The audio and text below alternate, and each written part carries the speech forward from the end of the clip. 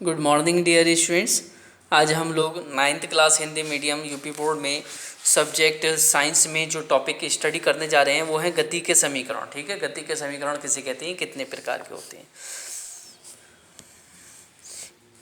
देखिए, गैलीलियो ने समय, विस्थापन, दूरी, वेग तथा त्वरण के बीच संबंध बताने वाले 3 समीकरणों को ज्ञात किया। ये समीकरण निम्न प्रकार है। फर्स्ट समीकरण v is equal to u plus A T.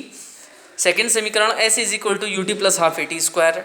Third समीकरण v square is equal to u square plus 2as, जहाँ u वस्तु की प्रारंभिक गति, v अंतिम वेग, a त्वरण, s दूरी और t समय। गति का पहला समीकरण, ठीक है, गति के समीकरण का निगमन। Derivation of equation of motion. माना एक वस्तु प्रारंभिक वेग u से गति कर रही है।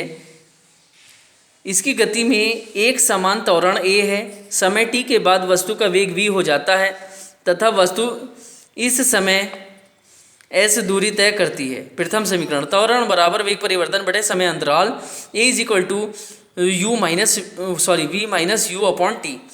इसे क्रॉस मल्टीप्लाई कर लेंगे, t और a की मल्टीप्लाई हो जाएगी। v minus u is equal to a t और v is equal to u इधर जाने के बाद प्लस का हो जाएगा। Okay, v is equal to u plus A t. गति का द्वितीय समीकरण, औसत वेग इज इक्वल टू प्रारंभिक वेग प्लस अंतिम वेग upon 2 is equal to u plus v upon 2। Okay, वस्तु द्वारा तय की गई दूरी इज इक्वल टू औसत वेग इंटू समय, s is equal to u plus v upon 2। ये औसत वेग आ गया इंटू समय। ठीक है, अब ये इसकी u के स्थान पर समीकरण 1 की वैल्यू रख दी जाएगी। s is equal to u plus v plus A t upon 2 into T.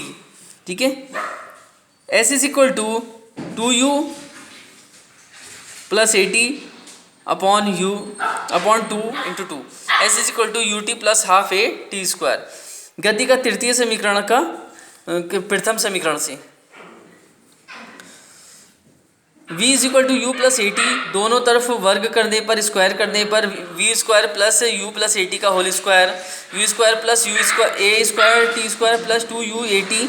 s is equal to U T plus half A T square से, ठीक है, यू स्क्वायर प्लस 2a और ये जो है यहाँ वैल्यू ए टी की वो हमने यहाँ से रख ली है टी स्क्वायर की। तो ये हुआ U T plus half A T square s के स्थान पर डिस्प्लेसमेंट। ठीक है, तो ये हुआ v square is equal to u square plus 2as।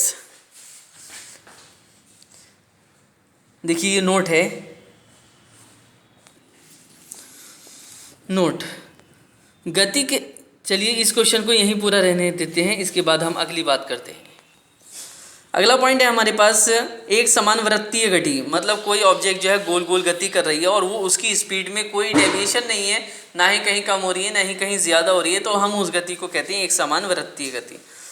जब कोई वस्तु वृत्ताकार पथ गति करती है तो उसकी गति वृत्तीय गति कहलाती है। एक समान वृत्तीय गति अध्ययन से पहले हम इस बात पर चर्चा करेंगे कि वृत्तीय पथ पर निर्माण वस्तु की कितनी अनिश्चित छोटी छोटी भुजाएं द्वारा होता है तथा वस्तु की गति की दिशा वृत्तीय पथ पर अनुदिश सतत रूप से बदलती रहती है। ठीक है, तो गोल गोल हो जाती है ये।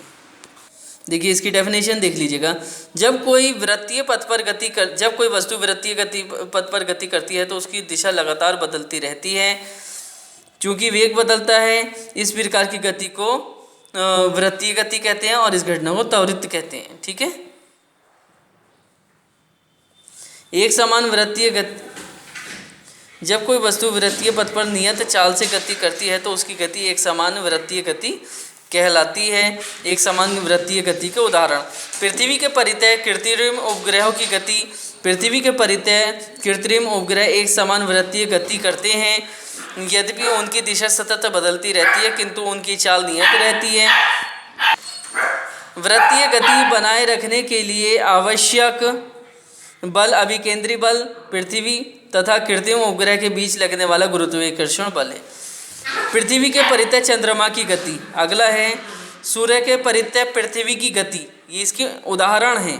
ठीक है, एथलीट या साइकिल सवार एथलीट या साइकिल सवार वृत्तीय पथ पर नियत चाल से गति करते एक समान वृत्तीय गति करता है, यह गति त्वरित है। ठीक है। घड़ी की सेकंड वाली सुई की नोक एक समान वृत्तीय गति पर गति करती है। ठीक। अब नेक्स्ट क्लास में हम इस चैप्टर के न्यूमेरिकल करेंगे, आंकिक प्रश्न करेंगे। तब तक आप इस वर्क को बहुत अच्छी तरीके से लर्न एंड नोट कर लीजिएगा। ओके, अच्छे से प्रैक्टिस कर लीजिएगा। Thank you very much.